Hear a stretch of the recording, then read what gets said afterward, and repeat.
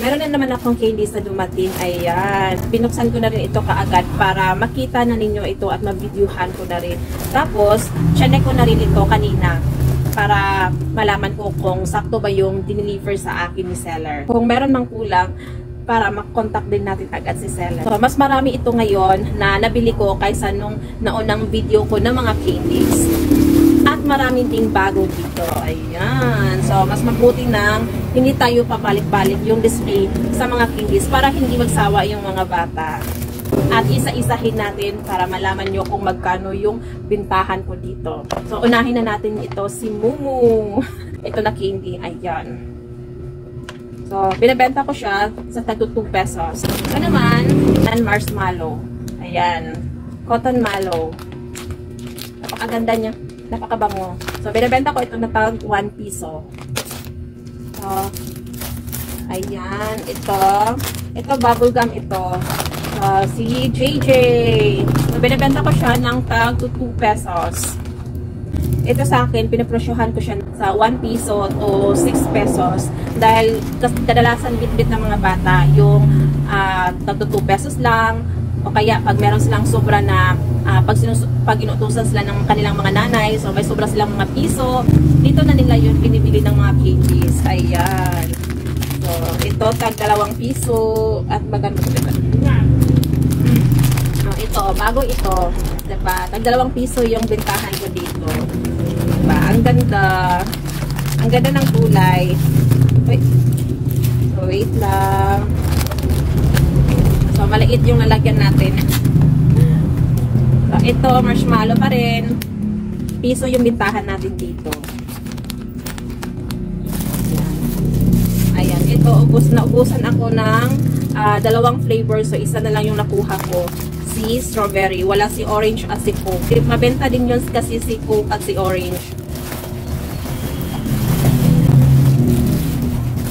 So, ito naman, ito bago din ito. 2 piso din yung bintahan ko dito. Ayan. So, ang daming candies. So, diba, ang daming candy, oh. So, ito. Nabuksan ko to kanina. Bubblegum pala ito. Na ano kasi siya, naanuhan ko ng blade. So, kinain ko yung isang sachet, napakaraming laman. Oo. Napakaraming laman at bubblegum ito. Ayan. Tapos 5 pesos yung bintahan ko dito. Siguro yung kapital nito nasa 3.9 ang isa. So, binibenta ko siya ng 5 pesos. Ayan. Ito naman, 2 piso. So, meron ako nito nung nakaraan. At siya ang pinakaunang naubos. Ayun. So, marami kasi siya. Ayan. Marami kasi siya. Hindi ko alam kung ano ba to. Hindi ko alam kung bubblegum ba to o hindi. Basta, binabalik-balikan siya ng mga bata. Maliit lang yung lalagyan. So, next naman. So, ito, bago din ito. Ayan. So, binibenta ko ito ng 6 pesos. O, diba? Ito ay chocolate na bato-bato. Rocky chocolate ba tawag dito? Basta chocolate ito. Kadalasan kong nakikita dito ay yung mga nire-repack.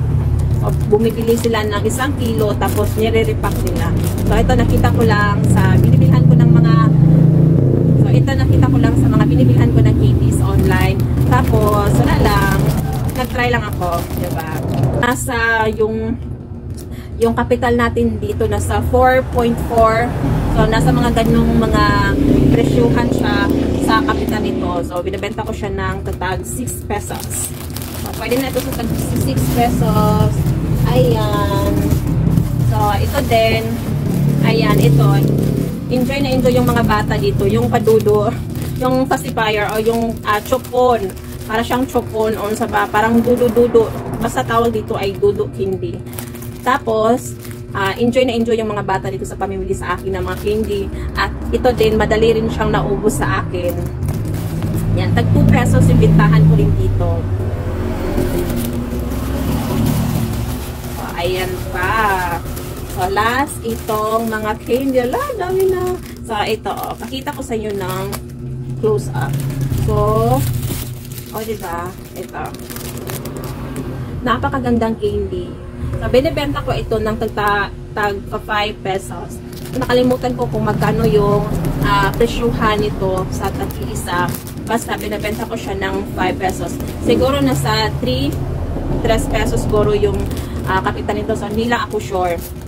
Basta 5 pesos yung bintahan ko dito. Tapos, nagandahan ako sa design niya. Ayan, 4 na klase yung kinuha ko. Pakita ko sa inyo. Wait lang, ito. Ayan, nadurog sa pag-deliver sa akin. Pero okay lang to, mabenta pa naman. May ano man siya, nakabalot siya kada isa-isa. Pero okay lang ito. Yan yun siya, diba? Napakaganda. Ito ay cane ang design. So, ito pa, Christmas candy. So, 4 ito. Last, itong pa-flower. Dapat ang design nito ay, oo. So, palit na siya tag-piso. So, kuha lang dito, ate. Asa ka? Oh, sige, bye-bye. Piso. Pili lang na, ate. Oh, diba? Narin naman eh. Bye-bye. Napa ko'y bagong candy, ha? Nana po ko'y bagong candy. Wala ka na, kay maliit pa ka sa simba. Bye-bye. O, diba, tag-piso. Yung Zestar na candy ko, itong makikita nyo yan sa nauna kong mga vlog, sa nauna kong video na candy. Yan. Tag-piso yung bintahan ko. Zestar.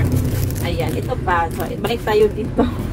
So, balik tayo. So, ito siya ay, dapat yung order ko ay heart yung design. So, naubusan sila ng stocks. Kaya, ito na lang ang binigay sa akin. So, chocks lang.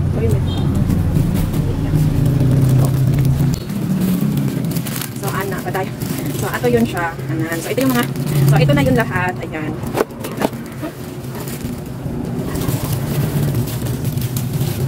So, ito na yun siya lahat. Yung mga candy ko. Nasa worth 680 yung nabili ko nito lahat. Meron din ako mga candies na tag 6 pesos, 7 pesos, 8 pesos. Matagal siyang maubos.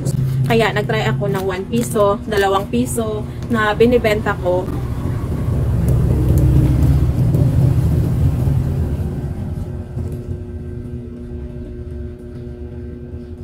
Na 5 piso, 'diba? Kasi parang kadalasan kasi yung mga bata na bitbit nila tagwa 1 piso lang talaga, 1 piso, 2 piso.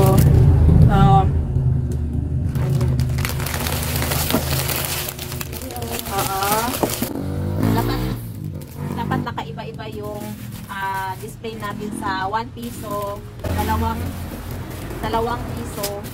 Dapat nakaiba-iba yung pagka-display natin para hindi maguluhan si heroes. So, magpili-pili lang sila dito. So, ito sa itaas ko kayo lalagay. Ayan, ipakita ko lang sa inyo mamaya kung ano ang final look niya. Nagandahan talaga ako dito, oh. Akit-akit talaga siya ng mga bata.